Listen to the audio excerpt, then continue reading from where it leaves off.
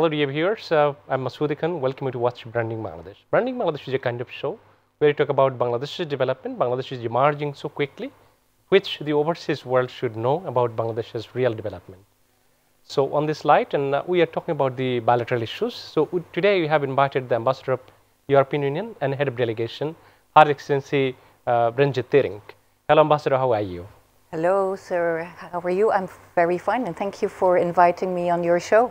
Excellent. So our program name is Branding Bangladesh. So if you could give your remarks on Branding Bangladesh in particular. Branding Bangladesh really hits the nail on the head because we feel as head of delegation here in Bangladesh that our European constituents really are not so well informed about really what Bangladesh is all about. True. There is a tendency in Europe that whenever Bangladesh is in the news, it's always from a negative angle. There was, of course, the Rana Plaza disaster 5 years back. There are floods. Of course, there is the Rohingya issue. Correct. So there is this kind of idea that Bangladesh is still, you know, one of the poorest countries. It has so many challenges, and there's never anything positive coming out of Bangladesh. Correct. So what I, as EU ambassador, am trying to do, together also with my colleagues, we are well represented here, we have 8 EU embassies, is to change this idea and to also emphasize the impressive and good things that Bangladesh has achieved. And of course, these achievements are quite impressive if you look at what happened since the independence of Bangladesh since 1971.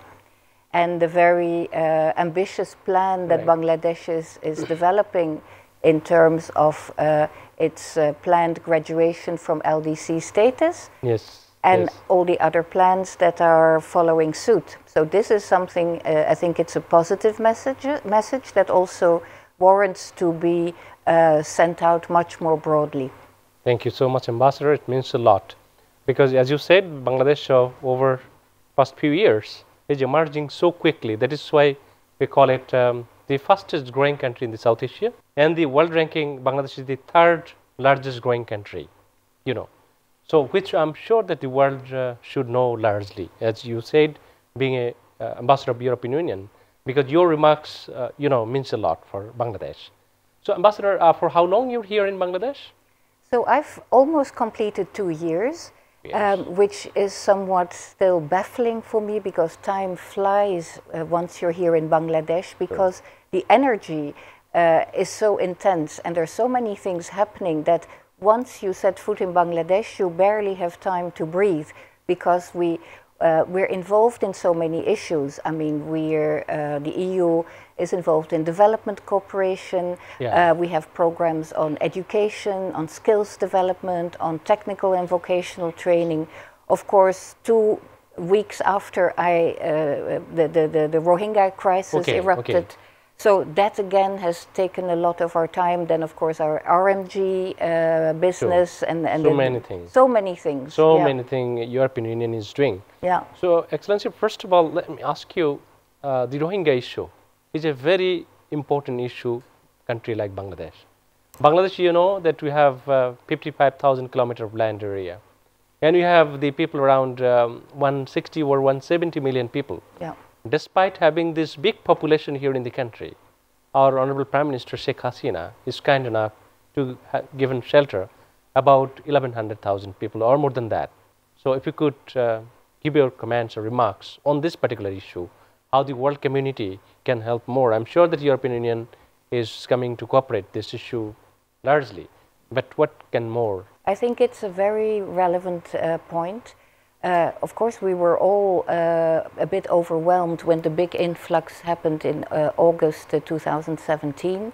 What Bangladesh has done at that point was commendable, and I don't think there are many countries in the world that would have so magnanimously welcomed these refugees, opening the borders and hosting them, and not in the least the host communities in Cox's Bazar. And I think if you know that Cox's Bazar is one of the less privileged areas in Bangladesh, with more poverty than elsewhere, it again goes to show how commendable it is that how the Rohingya were welcomed. What the EU has been doing is providing support through our development partners, through the UN, mainly UNHCR, IOM, UNICEF. They're important partners working in the camps. I think together with our member states, so far we have provided some 300 million euros to the camps to sustain, to help sustain the and to maintain the camps. Of course, it's never enough. We also know that the joint response plan still needs more funds to come in. So it's a challenge. And it's especially a challenge that in a world where there are now 60 million refugees worldwide, and the attention span of the people is, of course, quite short. What we don't want is that this crisis is going to be a forgotten crisis. So we should help Bangladesh also to make sure that these people can go back to their home country, but of course not on any conditions. They should be able to go back in a dignified and secure and voluntary way. So this is what we're trying to do, and it's not easy, but we try to help where we can. I'm sure if you keep on pressure, then definitely one day they will take back those people, I'm sure. Ambassador, another issue is, call it RMG, ready-made garments. You know, for Bangladesh, our economy is driven by this particular business. And European Union, these countries, they are taking so much of goods from Bangladesh. So being an ambassador of European Union and head of delegation, if you could give your remarks on RMG. I think, as I said before, we have important development cooperation programs with Bangladesh, but I think what has really been a game changer for Bangladesh is our trade facilitation instruments. And we have this instrument called Everything But Arms, which is exactly what it says. It provides duty-free and quota-free access for all goods from LDC countries, except arms and ammunition. So in fact, Bangladesh, and I'm proud to say this, has been really good to make the most of this instrument. And I think there is no other country than Bangladesh who has been so proactive in using this advantage. So of all the trade privileges we give under this instrument, 60% flows to Bangladesh because the RMG sector really has taken off thanks to this. And already, for example, last year, it has helped Bangladesh save duties of about 2 billion euros. So this is a lot. Great. If you see the exports in RMGs that have been going to the EU, it's about to the tune of 17 billion euros. On the other hand, it of course also means we have a trade deficit with Bangladesh. I mean, I think the trade from EU into Bangladesh is only about 3 billion, mainly machinery, etc. So there we have to work also towards a better... We can narrow down the trade imbalance. Yes, and I think it's mainly linked to a better investment climate, and we're also working with the government on that. We have a business climate dialogue involving also the private sector here, and but there's some work to be done. But I think the RMG sector really has taken off thanks to also this EBA trade facilitation. Thank you. Thank you, Bazar. So with this note, we would like to take a short break. Yeah. Yes, dear viewers, we are going to take a short break, coming back soon. Please stay with us. Dear viewers, again welcome you to watch Branding Bangladesh. We are talking to the Ambassador of EU and Head of Delegation. Yes, Ambassador, we are talking about the RMG issues. So, again, women empowerment is a huge issue globally, you know. And Bangladesh is a role model, we call it, because our Prime Minister is women, and also our, Education Minister is women, Speaker is women. So Bangladesh is a role model. So if you could give your remarks on it in particular. I think you just said it. I mean, there are issues in Bangladesh where, again, you're trailblazing. I think what is interesting is not only that the Prime Minister, of course, is a woman, the Speaker of Parliament, but that you have reserved seats, 50 reserved seats for women parliamentarians. Yes. And this is very interesting, and I think it has helped women to come forward and take on this role in politics. That's a very interesting experiment. I think in Europe we always, pride ourselves to be very gender sensitive, but we also, there is still a glass ceiling. So I think this is important for women all over the world, and I think here in Bangladesh again with the Honorable Prime Minister Sheikh Hasina, the role she's been playing, I think it empowers women all in the country because it tells them what they can aspire to. Absolutely. Thank you so much, Ambassador. We know that Bangladesh is a country, you have around 30 to 40% people of the total population are young. So this population is very important. They can play a vital role for this society and country as a whole. So do you have any particular message for the young people of the country? I think Bangladesh can benefit from its demographic dividend. The problem we have in Europe is that we're an aging society. We feel that, demographically we're a little bit on the decline. Correct. So to see a country with a lot of young people, I think that's an asset. True. However, I think the big challenge for the moment is to create jobs for these young people. 2 million job seekers entering the market every year. Are there enough jobs available? So that remains a big challenge. And I think there again, the European Union is helping Bangladesh. We've just signed, as I said, we have programs together with the government on education, but skills development, that is, I think, where we see a lot of potential. Because it's not only by providing primary education or secondary education, we have to see the next step. Not everybody can go into academics, and I think what this country needs as well is good, skilled people. Technical education as well. Exactly. Correct. So that's what we're doing. Social protection is another important that goes hand in hand. I think with also in the SDG agenda. So that's what we're supporting as well. So yes, it's good, this demographic dividend, but we have to make sure that it doesn't become a burden or a trap in the sense that young people are not finding employment or that they're driven out by migration because of this. Thank you so much, Ambassador. And we know that European Union is your great development partner of Bangladesh. So if you could say something in particular, that what is your main development activity here in Bangladesh? Basically supporting the government in its social sectors. So as I said, education, social protection, nutrition and health. These are big programs which we're doing with the government. So it's not that we're doing individual projects. We provide sector budget support to the government in the government's own programs. And I think this is important because it creates ownership. It gives us a seat at the table through policy dialogue, and we hope to be able to help also with the reform process to make these programs more efficient. And so this is our philosophy. That doesn't mean that we're not also working on smaller projects with NGOs, with civil society organizations across the board, because we feel those smaller projects can be important pilot activities that feed into the larger thinking on development. Absolutely. That is called many drops make a shower. Thank you, Ambassador. So with this note, we'd like to take a short break. Dear viewers, we are taking a short break, coming back soon. Dear viewers, you're watching Branding Bangladesh show. We are talking to the EU Ambassador. Well, Ambassador, we are talking about your development activity here in Bangladesh. Now, let me ask you, like you have come here for 2 years' time. So, have you visited outside Dhaka? Yes, I have. Not as much as I would have liked. Of course, we're always a bit hijacked by current agenda. So, you wouldn't be surprised to know that I have been 9 times to Cox's Bazar. 9 times Cox's Bazar. To Kutupalong, to see the camps. We've had a few high-level visitors. We had our High Representative, Federica Mogherini, coming here in November 2017. She saw with her own eyes the situation. Then we had our humanitarian aid commissioner.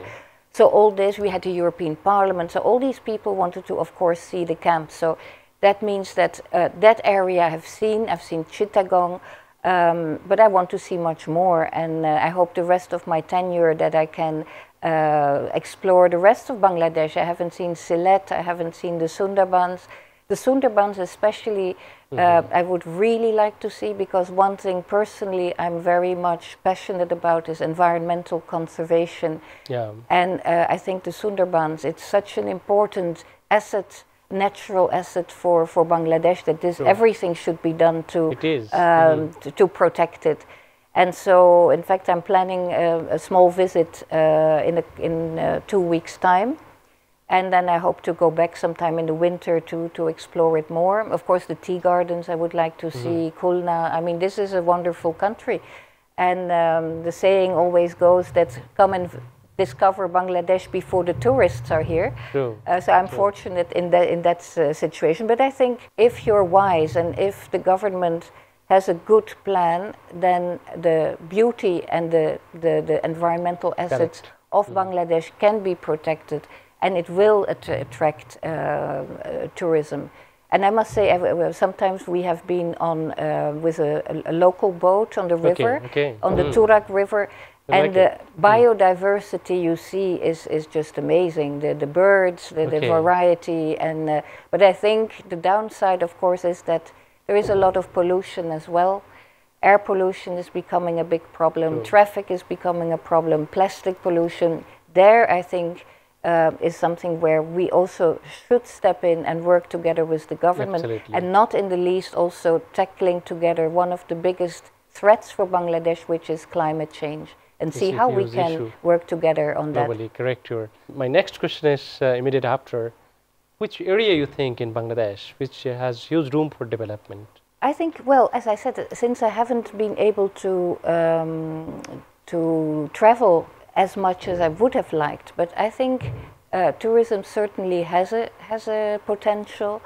But I think what is this is a river delta. Correct. I'm from the Netherlands. We also have the biggest river delta in Europe, and I think the advantages of wetlands, of fisheries, that is something that can really be developed. And I think on the very encouraging side is that the government has a plan for that, the Delta Plan, which we also had in the Netherlands. And I think a lot of Dutch technical assistance is also coming in to help Bangladesh develop this Delta Plan. I think that's an interesting long-term perspective, and I think a lot can be achieved if that Delta Plan is implemented judiciously, but especially while respecting the environment. Absolutely. Thank you so much, Ambassador.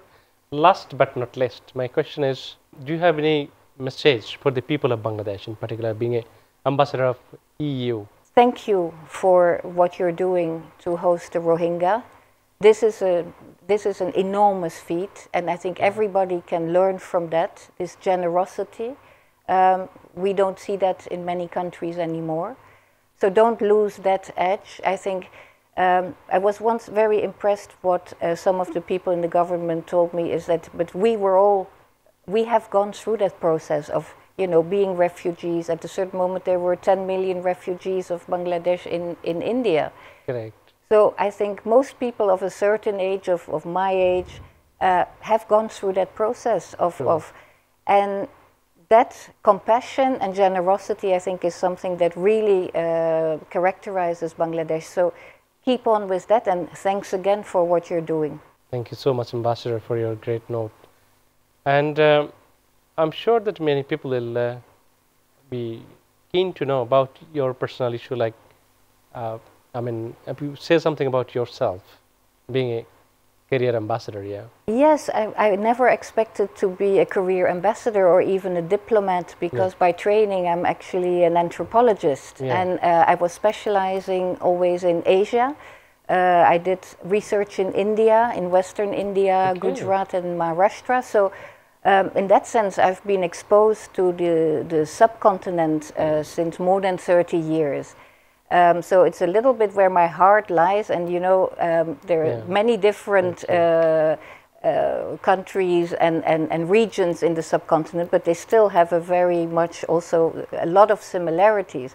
whether I was in Nepal or now in Bangladesh, it's all still South Asia, so I'm feeling very at home here. South Asian expert, thank you and so well, much. Expert, yes, it's always a bit expert, but I like, it's where my heart is, and I'm happy to be in South Asia and in Bangladesh. Thank you, Ambassador. Thank you so much. So, how do you feel coming here in this TV station, Mytv? Well, I must say this is quite unexpected. I find it a very funky environment, very interesting, and thank you for making the time and inviting me for this discussion. Thank you so much, Ambassador. Out of your very busy schedule, you have given us time. Thank you so very much from myself and from Mytv as well, from Branding Bangladesh program as well. Thank you so much for coming to our studio. Thank you for having me. It was a great pleasure. Thank you, Ambassador. Thank you. Dear viewers, you're watching Branding Bangladesh. You have talked so many issues today to the Ambassador of EU. She has highlighted the Bangladesh in many ways, because Bangladesh inside development, which overseas world do not know much about it.